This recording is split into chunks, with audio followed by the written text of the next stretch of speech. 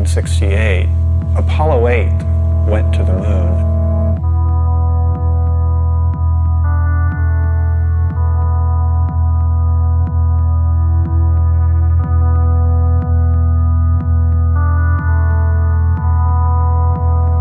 They didn't land, but they did circle the moon. And I was watching it on television, and at a certain point, one of the astronauts casually said, "We're going to turn the camera around and show you the Earth."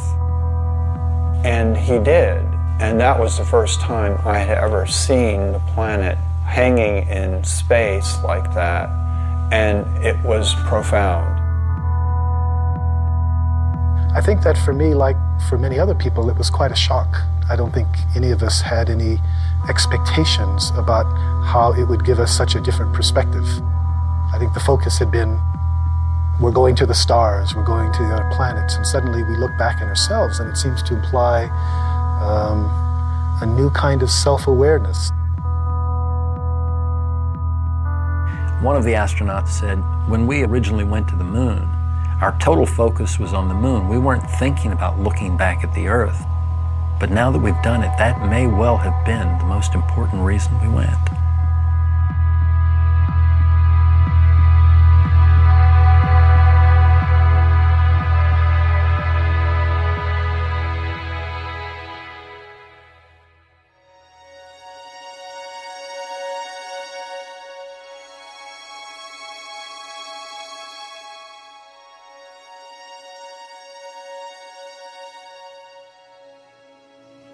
Oh, golly, I remember going through launch, which is an overwhelming experience.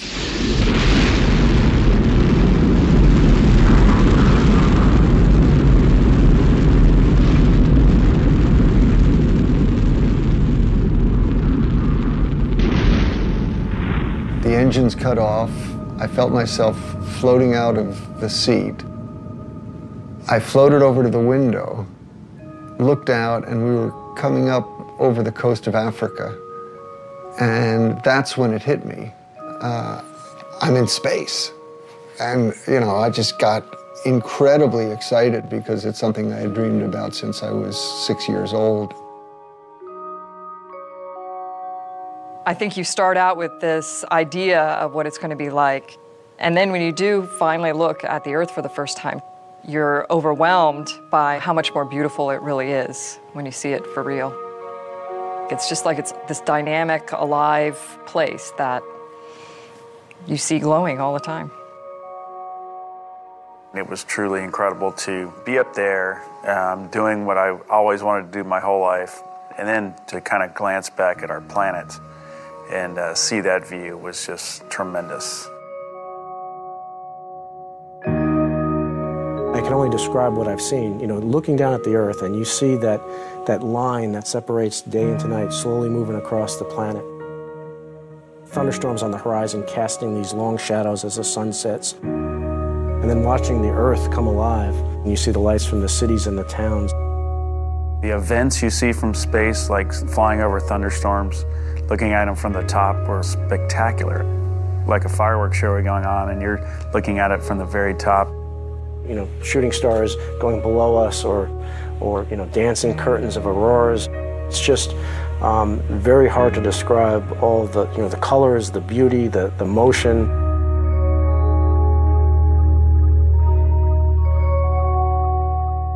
My job as lunar module pilot was to be responsible for the lunar module itself and responsible for the science on the moon.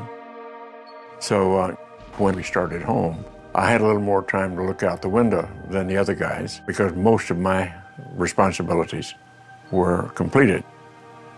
We were in a particular mode called the barbecue mode. So we were flying like this and rotating like that. What that caused to happen was every 2 minutes, a picture of the Earth, the moon, the sun, and a 360-degree panorama of the heavens appeared in the spacecraft window.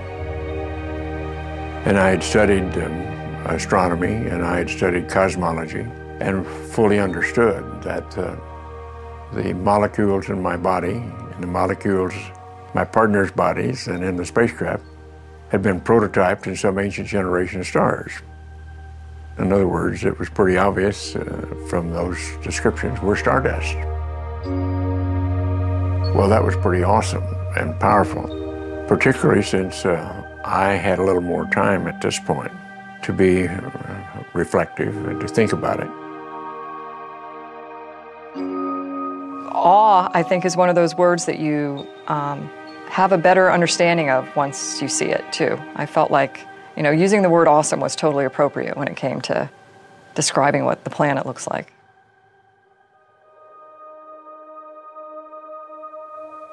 To have that experience of awe is, at least for the moment, to let go of yourself, to transcend the sense of separation. So it's not just that they were experiencing something other than them, but that they were at some very deep level integrating, realizing their interconnectedness with that beautiful blue-green ball. And this is why the astronauts, particularly in the International Space Station, often say that much of their free time is filled with what they call Earth gazing, just staring out at the Earth. They can stare for hours because the changing scenery, the interactivity of the biosphere, all of this has an incredible aesthetic impact. The beauty of seeing Earth as a planet, as opposed to being down here among it, is a wonderful experience to then start to get into what we call the big picture effect or the overview effect. I was flying cross-country from the East Coast to the West Coast in the 1970s. And I was looking out the window, and as I was looking down at the planet, the thought came to me, anyone living in a space settlement or living on the moon would always have an overview. They would see things that we know, but we don't experience, which is that the Earth is one system, we're all part of that system, and that there is a certain unity and a coherence to it all. And I immediately called it the overview effect. You do, from that perspective, see the Earth as a planet. You see the sun as a star. We see the sun in the blue sky, but up there you see the sun in a black sky. So yeah, you are seeing it from a cosmic perspective. We've been evolving from the beginning of civilization to a larger and larger perspective of life on the Earth. But the next natural evolution is understanding the life in space. That is, the fact that the Earth, as Buckminster Fuller used to famously say, is a spaceship, spaceship Earth. We are in space already. It's just that we haven't brought that into our perspective as we live here on Earth. The overview effect is simply the sudden recognition that we live on a planet and all the implications that it brings to life on Earth.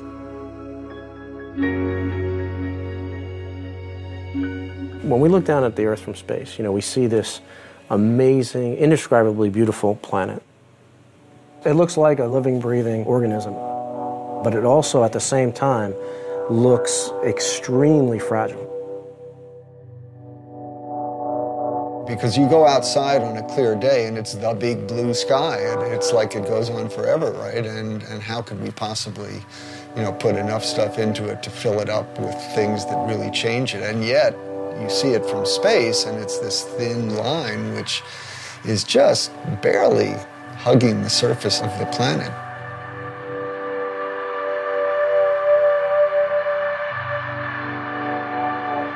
Anybody else who's ever gone to space says the same thing, because it really is striking and it's really sobering to see this paper-thin layer and to realize that that little paper-thin layer is all that protects every living thing on Earth from death, basically, from the harshness of space. There's this very poetic concept that a lot of people express, that there are no boundaries from space. And I've heard a lot of my astronaut colleagues say that. Unfortunately, it's not true. You do see boundaries. They're mostly the result of human impact. You can see erosion, clear-cutting of forests, and You know, it's a long litany of environmental impact that we've had on our planet, and that's something which, when you see it from a cosmic perspective, makes you really appreciate the concept of spaceship Earth, and that we're all here together.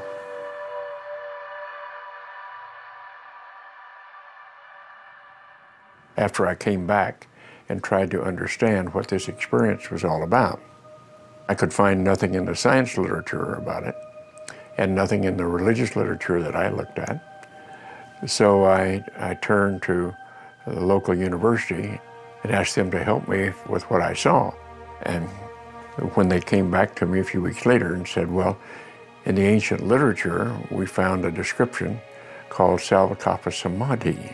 And they said that means that you see things as you see them with your eyes, but you experience them emotionally and viscerally as with ecstasy and a sense of total unity and oneness. And I said, well, that's exactly what the experience was. And so it's rather clear to me as I studied this, it wasn't anything new, but was something that was very important to the way we humans were put together. Many of the great wisdom traditions of the earth have pointed to what we're calling the overview effect. That is to say, they have realized this unity, this oneness of all life on earth and of consciousness and awareness. Within the Western tradition, I think it's quite new and quite shocking because there's been much more of a sense of separation. But if you look at other non-Western cultures, especially in Asia, the emphasis on those has always been on realization that the self and the world are not separate from each other, but that they're really interconnected, that the individual self and the species as a whole is a manifestation of the larger whole. As you go into your mind in a contemplative way, the sense of the living reality of the planet becomes obvious. You become more in tune with the natural world. This is very akin to the direct perception that the astronauts have. So it's no wonder that many people have likened the overview effect to a spiritual or meditative experience, although it's not exactly that. It's a cognitive shift that very often can produce a kind of meditative experience.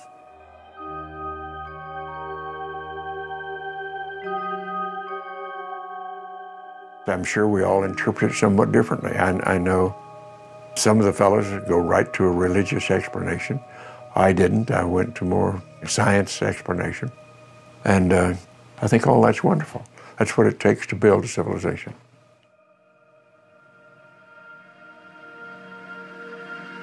This view of the Earth from space, the whole Earth perspective, I think is the true symbol of this age. And I believe that what's going to happen is there's going to be a greater and greater interest in communicating this idea, because after all, it's key to our survival. We have to start acting as one species with one destiny. We are not going to survive if we don't do that.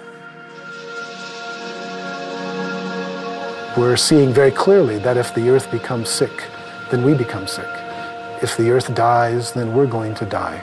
People sense that something's wrong, but they're still struggling to go back and find out what the real roots of the problem are.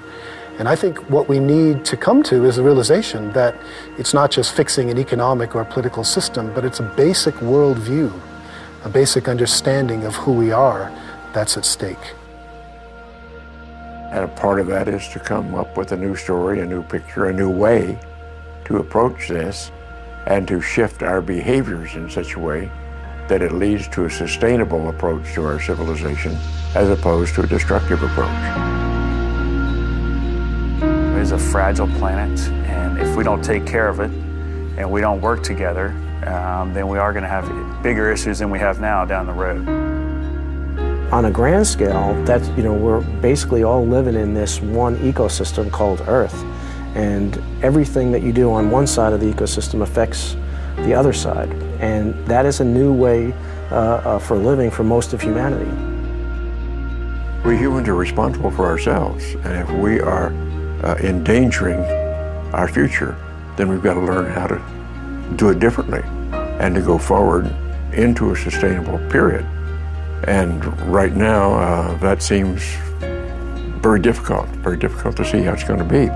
But we've got to work on it. When I was above the space station, looking down at the space station, and looking down at the, against the Earth, and seeing this, amazing accomplishment, I was thinking, wow, there was 15 nations that worked together to build this amazing orbital complex in space. And if we can, take these 15 nations and do this amazing accomplishment, imagine what we can do by working together, by setting aside our differences for a common goal to overcome some of the challenges facing our planet.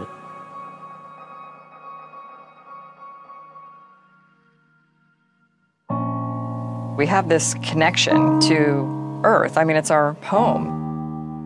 And I don't know how you can come back and not, in some way be changed. It may be subtle. You see differences in, different people and the just general response when they come back from space. But I think collectively, everybody has that emblazoned on their memories, the way the planet looks.